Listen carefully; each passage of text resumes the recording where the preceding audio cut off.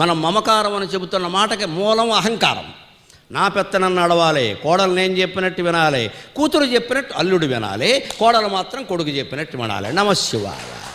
మొత్తం ప్రపంచం అంతా ఇక్కడే ఉందండి. కూతురు మాట అల్లుడు వినాలి, కొడుకు మాట కోడలు వినాలి. అంటే మనవాళ్లే పెత్తనం చెయ్యాలి.